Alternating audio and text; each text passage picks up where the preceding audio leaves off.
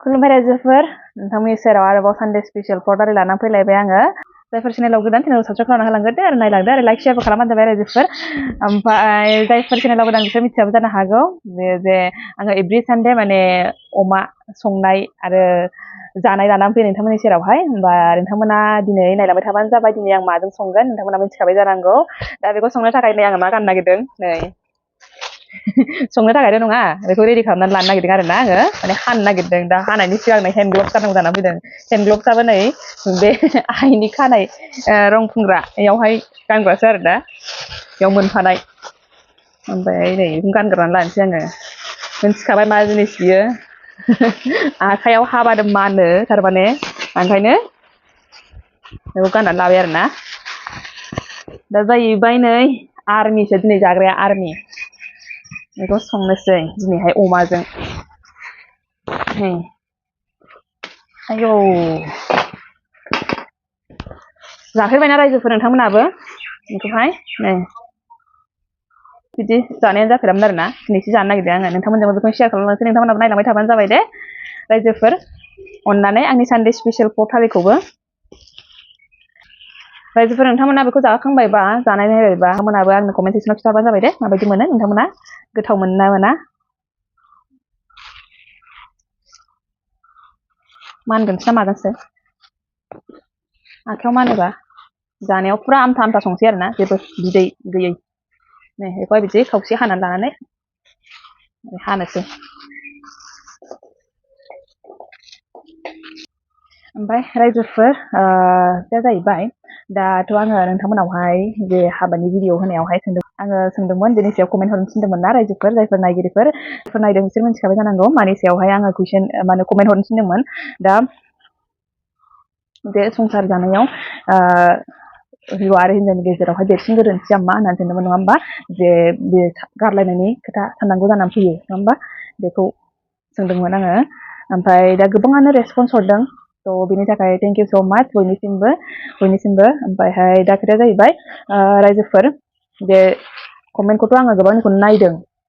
बांसिनखौनो नायदों होनजायो नायदोंआनो ओमफ्राय माखासेखौ नायस्लाबनो हायाखै नामा आं मिथिला जायखिजाया गोबांखौनो नायदों आङो ओमफ्राय रायजोफोर दा बेनो खोथाया नोंगौ जे गोबां मानसिफ्रानो जेखौ बुंदों जे नोंगौ माने हाबा जानायनि उनावहाय माब्लाबाबो जोङो माने गुबुन हौवा बा गुबुन हिन्जावजों माब्लाबाबो जोङो सोमोन्दो लाखिनायखौ माब्लाबाबो साननो नाङा होननानै आं सानो आरोना माब्लाबाबो माने एक सेकेन्डनि थाखायबाबो बे खोथाखौ साननो नाङा होनना सानो आङो बेनो मोनसे मेन रिजन जानो हाथावगौ आरोना जे बेफोरबायदि जायोबा हिन्जावाबो हौवाखौ गारनायनि थांखि लानो हायो आरो हिन्जावाबो हौवाखौ गारनायनि थांखि लानो हायो नङा होमबा बेफोरबायदि हाबा होनाय लोगो लोगो जोङो बेयावहाय गारनाय लानाय बेफोर सोलिया आरोना बेफोर सोलिया नाथाय जोंनि गेजेराव जों बेफोरखौ माने मानसिफ्रा मा सानखो मिथिला मोनसे कमन जाबाय आरोना बे गारनाय लानाय बुजिना मोना खिन्थु हाबाया बिदि गारलाय लालायानो जायोमोनब्ला अब्ला जोङो थारैनो हाबानि ओंथिखौ बुजिनांगौआ दंमारो आरोना गोबाङानो बेनि ओंथिखौ बुजिनांगौआ हौवा आरो हिन्जावनि गेजेराव बहुद मेन खोथायानो जाहैबाय बुजिलायनाय नङा होमबा बुजिलायनाय थानांगौ दा बुजिलायनो थाखाय जोङो मा खालामनांगौ हौवा हिन्जावनि गेजेरावहाय डिसकासन जानांगौ गासिबो खोथाफोरखौनो जों रायलायनांगौ सोरबाया जुदि माखासे खोथाखौ जुदि एरनानै होयोबा जे हौवाखौनो जा हिन्जावखौनो जा जोङो हिन्जावखौ एरना होबाय जे बियो बिदि खालामो नों गैयै समाव बेबायदि खालामदों नों थायै समावहाय बेबायदि खामानि मावदों बेबायदि होननानैहाय जुदि बुंनानै होदोंब्ला बेखौ डाइरेक्टनो हिन्जावखौहाय माने रागा जोंखोमाना थानो नाङा आरोना थ' बुंनांगोन हिन्जावनि सिगाङाव बुंनांगोन नों बिदि खालामदों होननानैहाय थ' बे माबानाया थानांगोन आरोना बे रायलायलायनाय थानांगोन बे बुंलायनाया थानांगौथ' गोबाङानो सोरबा मेगन सानानैबो गोबां बाथ्राबो बुंनो हागौ गोबां बाथ्रा सावरायनोबो हागौ नङा होमबा रायज्लायनोबो हागौ थ' बेफोरनि सायावहाय जोंहा गावजों गावनो रायलायनाय थानांगोन आरो बेफोरनि सायाव जोङो गावजों गाव डिसकास खालामलायनाय थानांगोन थ' नोंथांमोना गोबाङानो मावबावदों जे नायलायनानै हाबा जानाय ना मोजां मोननाय हाबा जानाय थ' बेनि सायाव आङो नोंथांमोनजों मोजां खोथा फोरमायनांगौ दं दे रायजोफोर बेखौ आङो फोरमायलांगोन औ आरोबाव माखासे बिनानाव फंबायमोना सोंहरबावदों आरो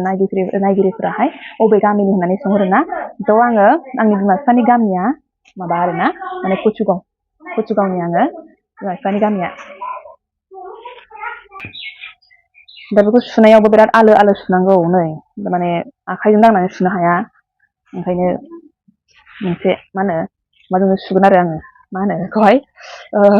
खोस्लि खोस्लिजोंनो हायखां सुनांगोन दिनैहाय माबाबाबो मा होनो सान्दुं गैयाबाबो माथो हाव गरमथार नोंथांमोननि जायगायाव माबायदि जादों रायजोफोर दिनैनि दिना खिथाहरबानो जाबाय दे नोंथांमोना दिनैनि भिडिअखौ नायलांबाय थाबानो जाबाय आङो अलदरजों संनायखौहाय आरो जानायखौहाय दे रायजोफोर आङो ओरैनो संनायावथ' बांद्राय मस्ला मस्लि होआ मिथिखायो आरो आङो अमा बेदर सङोब्ला बांसिनावनो आङो माबा होआ माने थाव होआ आरोना ओरैनो बेखौ हाखांनानै बेखौ संनानै लानोसै ओमफ्राय आङो रुनानै सुनानै दोनखाबाय आरामनो ओमफ्राय दा बेयावहाय जेबो थाव होनाय नङा होमबा दा रायजोफोर नायलांबाय थाबानो जाबाय नोंथांमोनाबो मारै संगोन दे ओमफ्राय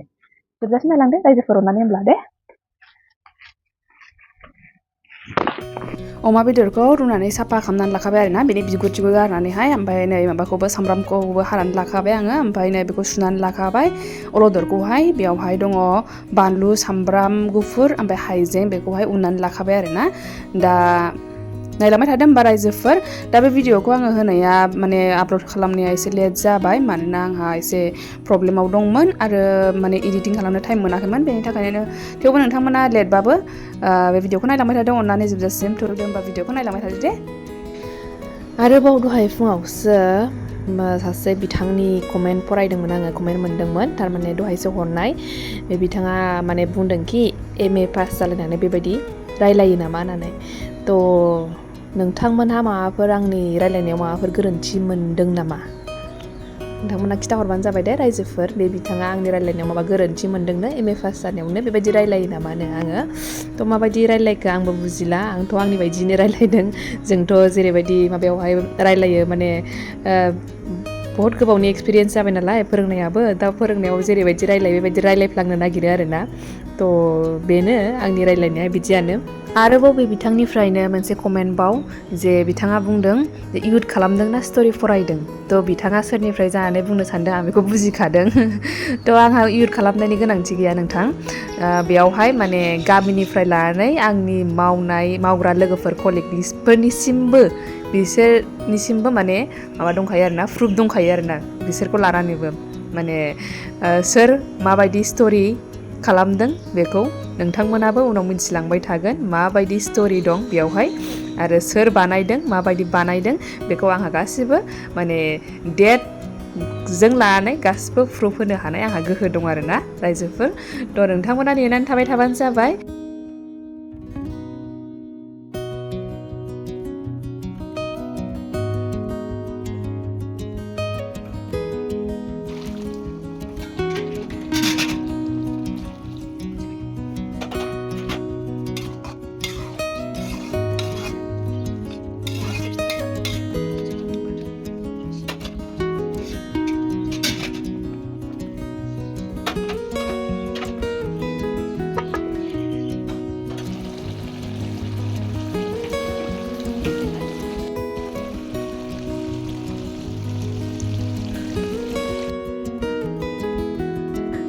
बेनो दिनै बेजों जानोसै जेबो बिदि गैया बेजोंनो आमथा बानायबाय मा होनोमोन बेखौ अलदर अमा ओमफ्राय नै एवनाय दंमोन खांख्रिखला आलु एवनाय बेजों जानोसै आरोना रायजोफोर होनबा दिनै आङो जानो लुबैनो हाला बिराद गोथाव जायो रायजोफोर जायफोर जाबाय थागोन बिराद गोथाव जायो रायजोफोर जायफोर जाफेराखै ट्राइ खालामथार बिराद गोथाव